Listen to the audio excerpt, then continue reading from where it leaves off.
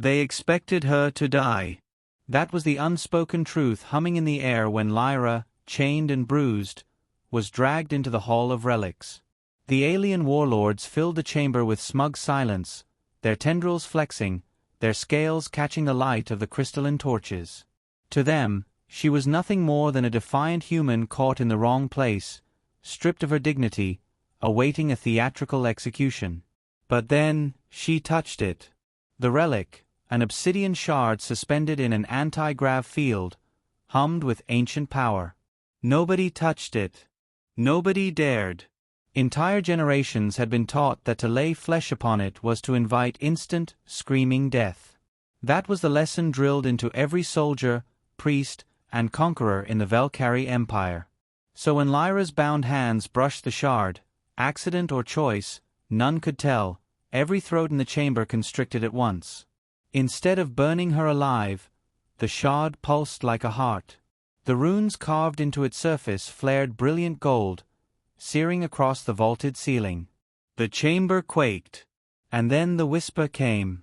"Welcome back, Commander." The aliens froze. Warriors dropped their spears. The high priest's mouth opened, but no sound came out. The hall's echo carried only the relic's voice, and the eerie way Lyra smiled at the sound, as though she had just been reunited with an old friend. Lyra straightened, the chains falling away as if molten. Her tone was polite, almost conversational, though it cut through the silence like a knife. "Well," she said, flexing her wrists, "that's awkward for you." One of the Velcari generals found his voice. Impossible. The relic chooses no one. It belongs to no mortal species." "Funny," Lyra replied, tilting her head, "because it just called me Commander. And I don't think it was talking about you." She stepped forward, the golden runes crawling from the relic up her arms like living tattoos, searing patterns across her skin.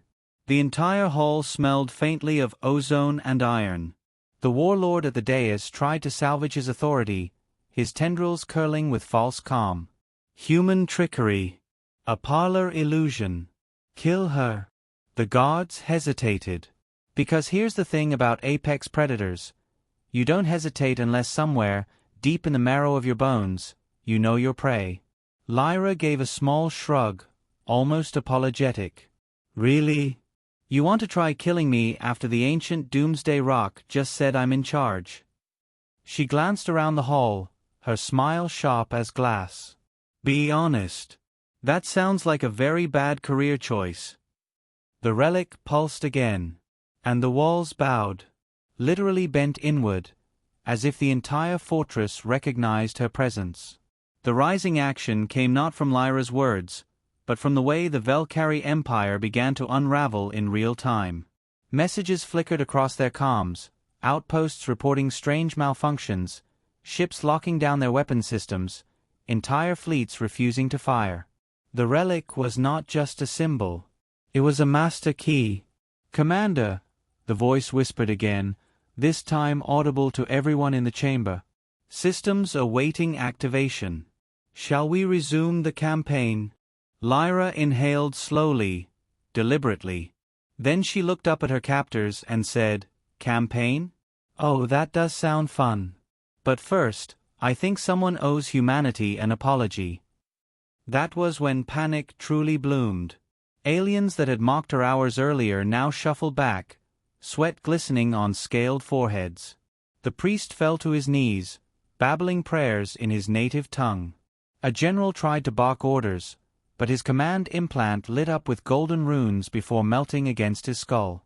Lyra walked down the dais stairs, unhurried. "See, you all made one mistake," she said conversationally, as if discussing tea preferences. "You thought humans were weak because we laughed too much, sang too much, drank too much, and always insisted on diplomacy first." She plucked a fallen spear off the ground and spun it lazily. "But that's not weakness. That's restraint. We're very, very good at restraint." She stopped at the foot of the dais and stabbed the spear into the floor, the stone cracking like thin ice. "And you," she added sweetly, "burned through that restraint." The climax arrived like thunder. The Relic pulsed, and every Valkyrie warship across orbit came online, not under their control, but hers. The galaxy's most feared armada suddenly shifted allegiance with the subtle flick of a human wrist. Fleet comms screamed as vessels realigned their formations, weapons now targeting the very empire that had built them. Lyra tilted her head toward the nearest comm relay, as if speaking to the stars themselves. Attention, Valkyrie Empire. This is, well, I suppose I'm your commander now. Effective immediately, hostilities are over. You're surrendering. She paused, lips curling. No, not negotiating. Surrendering. It's important to get the wording right. The aliens in the hall were pale with terror. Some collapsed entirely. Others stood rigid, torn between disbelief and despair. The irony wasn't lost on Lyra. She chuckled, low and dangerous. All that bluster.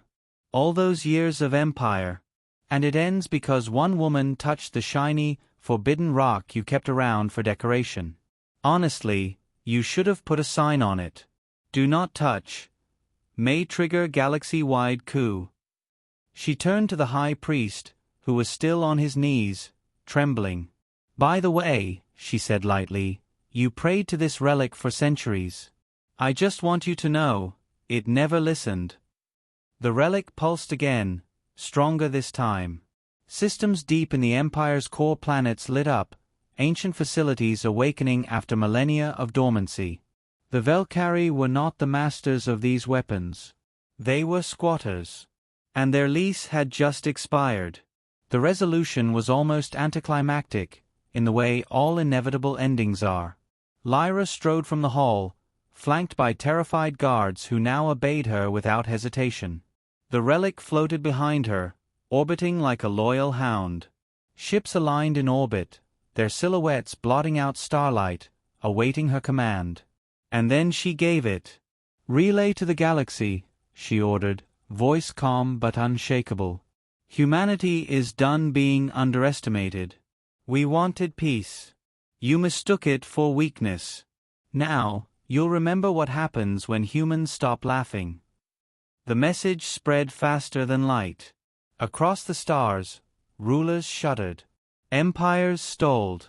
The prey remembered the predators in their midst.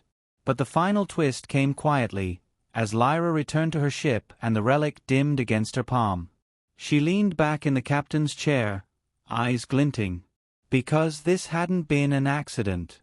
Not at all. She whispered under her breath, too soft for the aliens to hear, but perfectly clear to the relic. Phase 1 complete. Let's begin. The relic's runes pulsed like a smile. Welcome back, Commander. And for the first time in 10,000 years, the galaxy truly remembered fear.